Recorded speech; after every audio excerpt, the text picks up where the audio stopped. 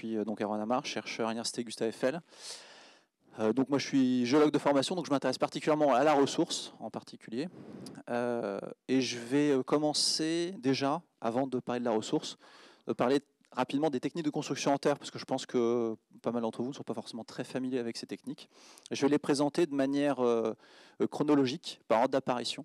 Donc je commence par le torchis. Le torchis, c'est une technique qui a été inventée dès le Paléolithique, avec des habitats temporaires. Les gens font des structures en bois et ils vont commencer à enduire ces structures en bois avec un mélange de terre et de fibres pour protéger leurs habitations.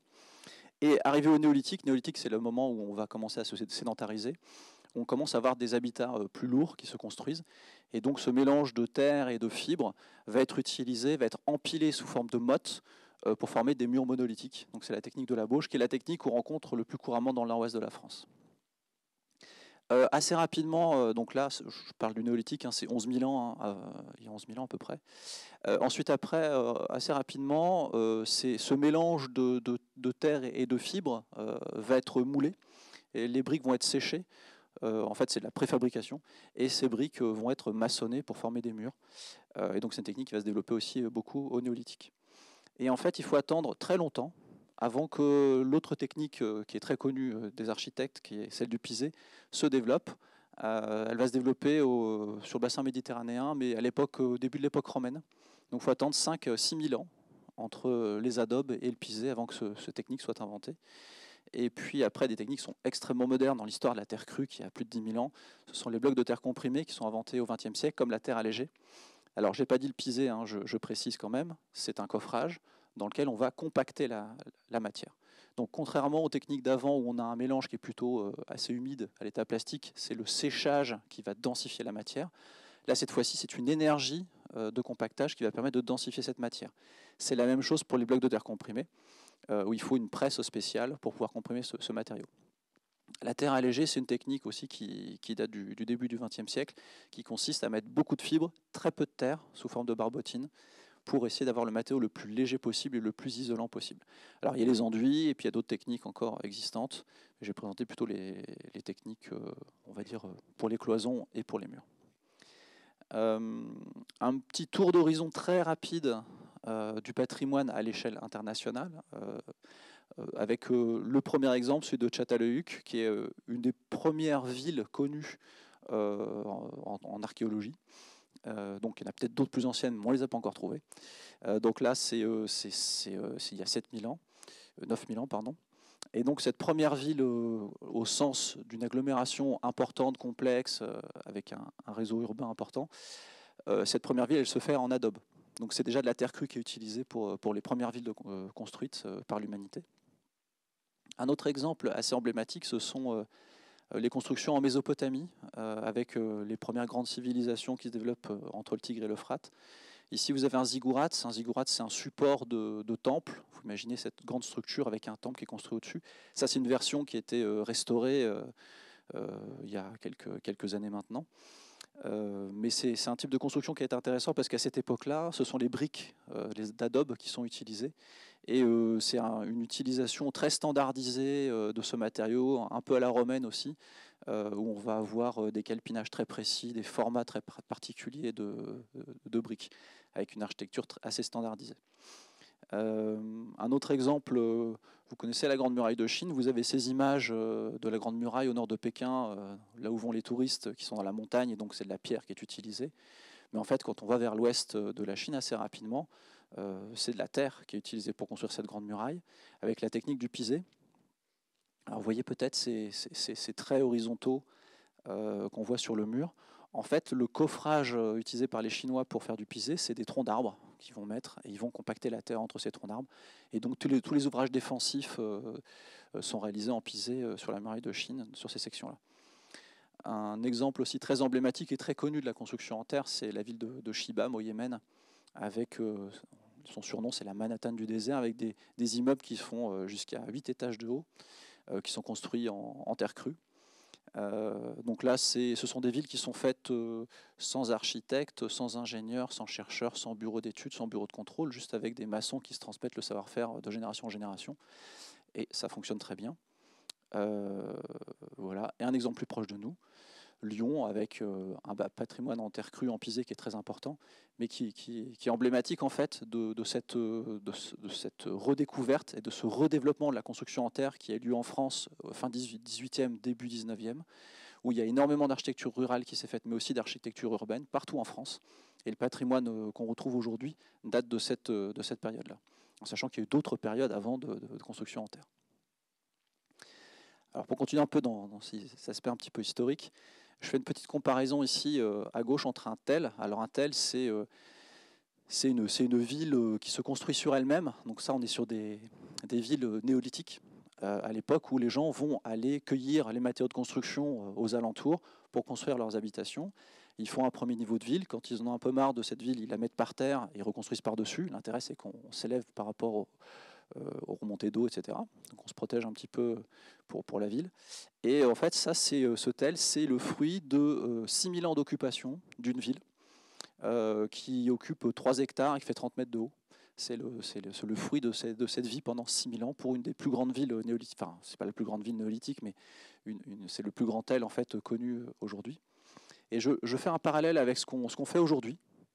À droite, vous avez une installation de stockage de déchets inertes avec un aménagement paysager pour rendre ça un petit peu plus joli. Alors c'est quelque chose qui se voit du ciel parce que c'est au bout des pistes de Roissy, donc c'est en Seine-et-Marne. Et ça, c'est un des 75 sites qui reçoit les terres d'excavation de l'Île-de-France.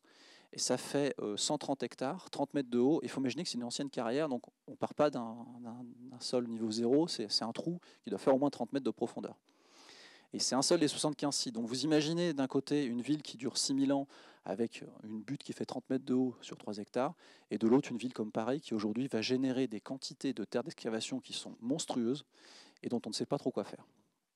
En fait, c'est pour souligner le fait qu'on a basculé de période, on est entré dans ce qu'on appelle l'Anthropocène, où on va avoir des mouvements de terre qui sont générés par l'homme, qui sont supérieurs aux mouvements de matière qui sont générés naturellement par les rivières et les océans. Voilà. Bon, pour revenir encore sur cet exemple de mouvement de matière, concrètement, là vous avez à gauche la zone de production des granulats naturels pour construire du béton pour Paris. Donc ça concerne beaucoup l'Île-de-France, mais aussi toute la partie nord de la France, la Manche, la mer du Nord et une partie de la Belgique. Donc on fait venir des matériaux de toute cette région-là dans l'Île-de-France, autour de Paris, pour construire du béton. Et dans un même temps, on produit des déchets sur l'Île-de-France, qui sont des terres d'excavation, et qu'on va transporter dans des exutoires à l'extérieur de Paris, et qui concernent la même zone. C'est-à-dire que ça concerne toute la partie nord de la France, voire une partie de la Belgique, pour aller transporter ces terres, pour les mettre dans des décharges, dans des trous. Donc aujourd'hui, ce qu'on fait, pour le caricaturer, c'est qu'on va creuser des trous à l'extérieur des villes pour extraire des granulats, qu'on va transporter dans les villes, et dans les villes, on produit des terres d'excavation qu'on va transporter pour reboucher les trous qu'on a creusés. C'est le sens de... Ça n'a pas trop de sens. Donc l'idée d'aller vers une économie circulaire aujourd'hui dans le secteur de la construction, c'est de réutiliser les terres d'excavation qu'on produit sur place pour construire et essayer de substituer au maximum ces granulats naturels. Alors je le dis aussi, c'est très important, bien évidemment la résistance mécanique d'un mur en terre n'a rien à voir avec la résistance mécanique d'un mur en béton armé. On est sur des choses qui sont 40, 50, 60 fois moins résistantes, donc on ne peut pas faire une substitution systématique. Ça se réfléchit, ça se pense.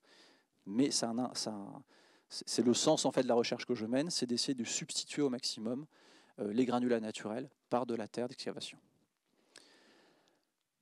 Alors, parmi toutes les terres d'excavation, toutes ne sont pas forcément utilisables pour la construction en terre.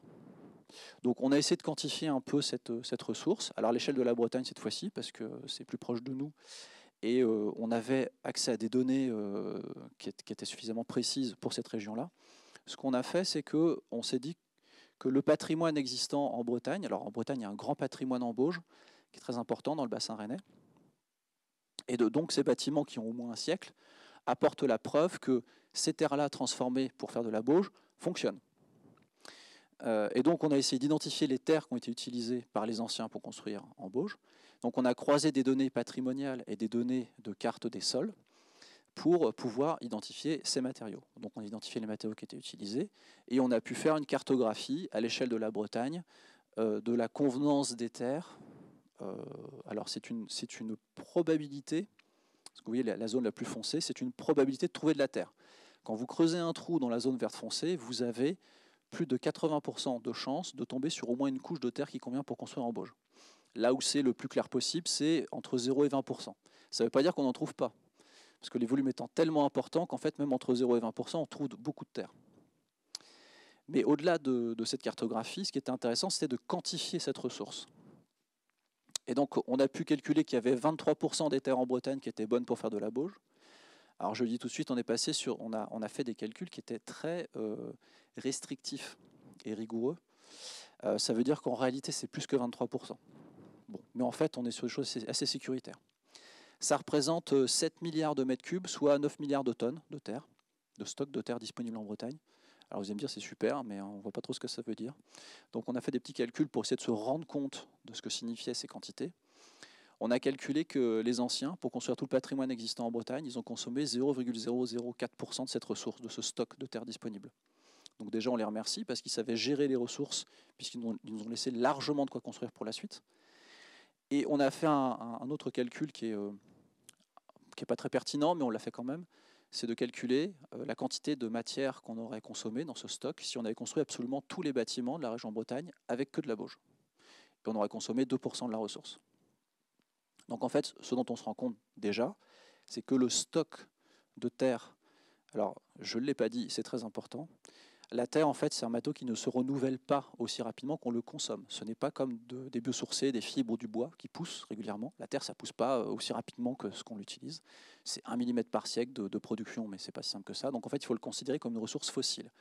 Et quand on veut commencer à utiliser une ressource fossile, il faut se poser la question de la disponibilité de cette ressource.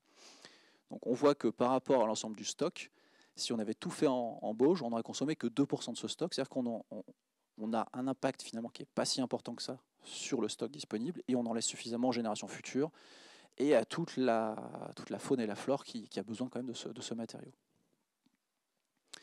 Donc le stock est très important. Mais la réalité, comme je vous l'ai montré tout à l'heure, c'est qu'en fait ces terres d'excavation, on les sort déjà des sols, elles partent dans les décharges.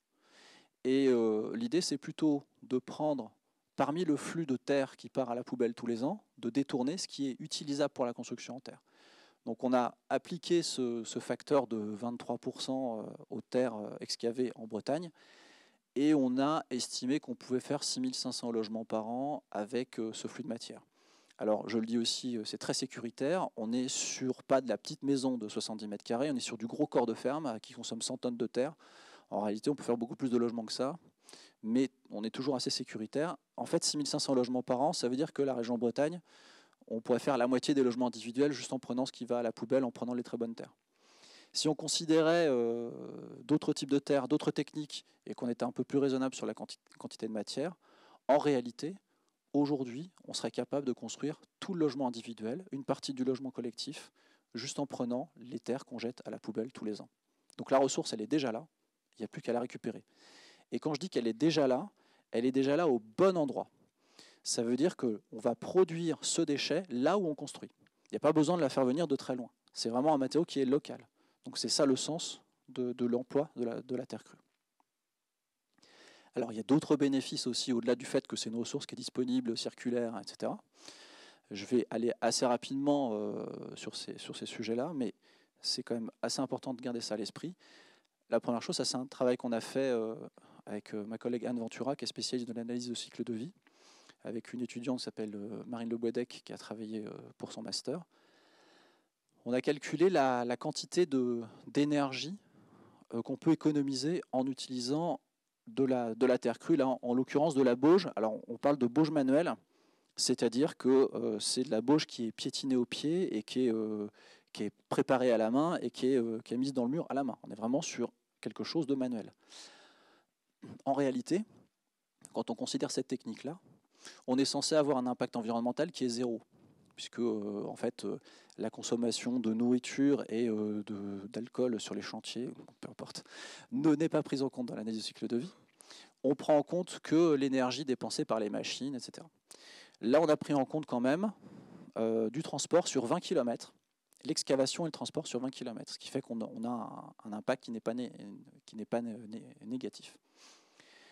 Donc même en prenant en compte ce transport, on voit que pour 1 mètre carré de mur en bauge, par rapport à 1 mètre carré de mur en parpaing, ou alors quand j'ai terre cuite, c'est de la monomure, hein. on voit qu'on divise par 80 ou par 95 la quantité d'énergie grise incorporée dans... Alors l'énergie grise, c'est l'énergie qu'on consomme pour construire, d'énergie pour construire 1 mètre carré de mur. Pourquoi c'est important? C'est important parce que quand on construit un bâtiment, on a quand même besoin de dépenser de l'énergie pour certaines choses. Les vitrages, par exemple, c'est intéressant, c'est de l'apport solaire, c'est de la lumière naturelle. Faire une vitre, ça consomme beaucoup d'énergie. Et ce n'est pas sur le vitrage qu'on va réussir à baisser, à faire des économies de CO2. Et pourtant, il va falloir qu'on baisse drastiquement la quantité de CO2 qu'on incorpore dans nos bâtiments. Et sur le lot maçonnerie, on a entre autres la terre. Il n'y a pas que la terre, hein. Le bois, les fibres, c'est très bien, la pierre, il y a plein d'autres matériaux très bien. Mais la terre, entre autres, permet de réduire de manière drastique la quantité de CO2 et de permettre de continuer à se payer un peu de CO2 à côté pour des choses qui sont vraiment utiles. D'accord? Donc c'est ça l'intérêt. Après, un petit point quand même, vous voyez qu'il y a un truc qui s'appelle bauge mécanisé. On a récupéré un malaxeur de poterie des années 60 au laboratoire qu'on a retapé. Et donc ce malaxeur, on l'utilise pour mélanger le matériau, plutôt que de piétiner de la terre, d'avoir 10 personnes qui piétinent de la terre. Alors, qui piétinent de la terre en chantant, dansant, hein, c'est festif, en buvant un coup de cidre, etc. C'est quand même pas... Ou avec un cheval. Il y a des solutions pour rendre ça sympa et de le faire passer sur un chantier. Mais à un moment, si on veut que ça dépote, on peut mettre aussi un malaxeur. Si on met le malaxeur sur le réseau nucléaire français, on multiplie par 2 la quantité d'énergie par rapport au manuel. Donc ça reste tout à fait raisonnable. Par contre, si on met sur un groupe électrogène avec du diesel, on multiplie par 38. Et là, on commence à avoir un facteur de réduction entre la bauge mécanisée et le parpaing qui reste un facteur un peu plus que 2, mais ce n'est pas du tout le facteur 80 qu'on avait au départ. Donc c'est pour dire quoi? C'est pour dire que ce n'est pas parce que c'est de la terre crue que c'est génial. Et ça, j'insiste beaucoup là-dessus. Faites attention aux choix que vous allez faire. Il y a des choses qui sont pertinentes, d'autres qui le sont moins. Pour parler de choses qui ne sont pas pertinentes, on va parler du ciment dans la terre. Là, vous avez un graphique qui n'est pas forcément marrant à comprendre. En bas, vous avez la résistance mécanique. Alors bien sûr, c'est en anglais, hein, je suis désolé. La résistance mécanique, donc en mégapascal, hein, c'est une manière de mesurer la résistance mécanique. Et en ordonnée, vous avez l'indice de Lyon. L'indice d'intensité de Lyon, en fait, c'est la quantité de ciment qu'on va dépenser pour obtenir 1 mégapascal. Donc c'est plus cette valeur est faible, moins je vais dépenser d'énergie pour obtenir la résistance mécanique. Donc plus je vais pouvoir monter haut avec peu de matière. Et donc plus la valeur est faible et plus c'est optimisé. Donc vous avez en bas, c'est les petits points rouges, ce sont des bétons. Donc là, au départ, c'est un graphique qui était fait pour les bétons. Donc le béton qui est le plus en bas à droite, c'est le plus optimum, c'est celui qui a la meilleure résistance mécanique et qui va consommer le moins de ciment. Donc c'est la manière la plus optimale de dépenser du ciment.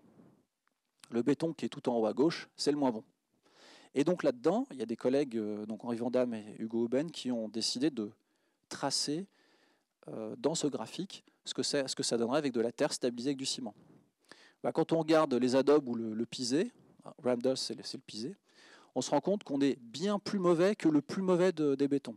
Pourquoi? Parce qu'en fait, un béton, c'est du granulat naturel propre avec du ciment. C'est la manière optimale d'utiliser du ciment.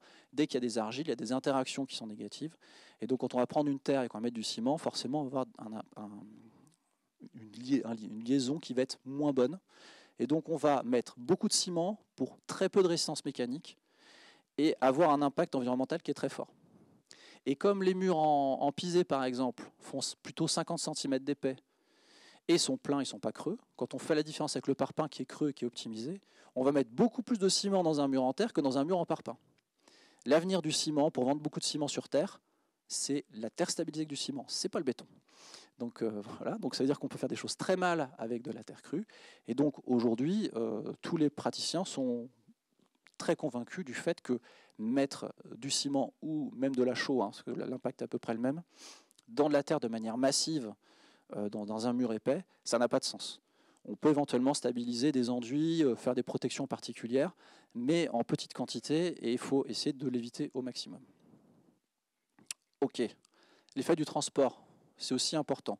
Comme je disais tout à l'heure, un mur en pisé, ça fait 50 cm d'épais et c'est plein. Ce n'est pas comme un parpaing, ça se transporte moins bien que du parpaing. Ici, c'est une comparaison qui est faite avec la fiche de déclaration environnementale et sanitaire du parpaing et avec des mesures d'impact environnemental pour le pisé. Quand on transporte du pisé sur plus de 3,5 km de distance, juste la terre, on va dépenser plus d'énergie à transporter de la terre qu'à transporter du parpaing. Donc ça veut dire que pour avoir un équivalent d'impact environnemental en termes de transport, si on déplace de la terre sur plus de 3,5 km, on commence à avoir un impact qui est supérieur à celui du parpaing, juste pour le transport. Quand on va transporter de la terre à piser sur plus de 100 km, alors juste le transport de la terre pour le piser consommera plus d'énergie que le transport, la production et la réalisation d'un mur en parpaing avec ses chaînages béton armé. Donc on voit qu'assez rapidement, le transport, c'est très pénalisant pour la construction en terre parce que, je le redis, les murs sont épais, ils sont massifs. Et donc la solution, c'est de transformer la matière sur place. Et un autre point qui est très important à garder à l'esprit, c'est la notion de réversibilité. Alors cette réversibilité, c'est quelque chose qui me tient beaucoup à cœur, donc j'insiste souvent beaucoup dessus. Là, vous avez une photo où vous voyez en fait rien. En fait, à la place de ce rien, où il y a un peu de terre remuée, il y avait une maison en Bauge, en Bretagne. Donc c'est une maison traditionnelle avec un soubassement en pierre monté à la terre, des murs en Bauge et une toiture posée dessus avec des ardoises probablement. Ils ont démonté les ardoises, ils ont démonté la toiture, ils ont récupéré les bois, les ardoises. Les pierres de soubassement, ils les ont récupérées aussi parce qu'elles étaient montées à la terre, c'est facile à démonter. Et la terre, ils l'ont répandue à la surface du champ. En fait, en fin de vie, un mur en terre, on peut soit le réutiliser pour refaire un autre mur en terre. Il va avoir les mêmes propriétés mécaniques, les mêmes propriétés de durabilité, c'est le même matériau, il n'aura pas évolué dans le temps. Donc ça veut dire que je transmets aux générations futures ce matériau avec les mêmes propriétés, ou alors je rends cette matière à la nature. Et ça, c'est un enjeu qui est très fort, qui est souvent oublié quand on parle de méthodes de construction. C'est-à-dire que ce matériau, il n'est pas dénaturé au sens littéral du terme, il peut reprendre sa place dans les cycles naturels, et donc les particules d'argile, de limon, de sable qui sont présentes dans le mur vont reprendre leur place dans le sol. Et donc c'est ce qu'on appelle la réversibilité. Donc la réversibilité, c'est à la fois en termes d'usage et la réversibilité en termes de retour à la nature. Donc petite conclusion pour parler un petit peu du bon usage en fait de cette matière. La première chose, c'est qu'on a un patrimoine qui est riche et qui est riche d'enseignements. Vous l'avez vu tout à l'heure, j'ai fait un croisement de données pour essayer de récupérer des informations. Ce patrimoine nous renseigne beaucoup sur comment on a construit par le passé et comment on peut construire demain. C'est très important de le préserver. La ressource en terre, elle est fossile et donc il faut bien la gérer et il faut préserver la réversibilité. Dès qu'on va mettre du ciment dans la terre, on va empêcher cette réversibilité. C'est un déchet qui est largement disponible et qui est non marchand. En fait, comme c'est un déchet, on ne peut pas avoir de contrepartie financière. Seulement, on paye du transport ou une pelle mécanique, mais en tout cas, on ne peut pas vendre de la terre. Et donc, il faut privilégier l'utilisation des terres d'excavation plutôt que de terres de gisement. Et c'est un matériau qui est potentiellement très bas carbone. Et donc, l'important, c'est de maintenir cette plus-value environnementale. Donc, voilà pour ma présentation. Et je laisse la place à Corentin, je crois.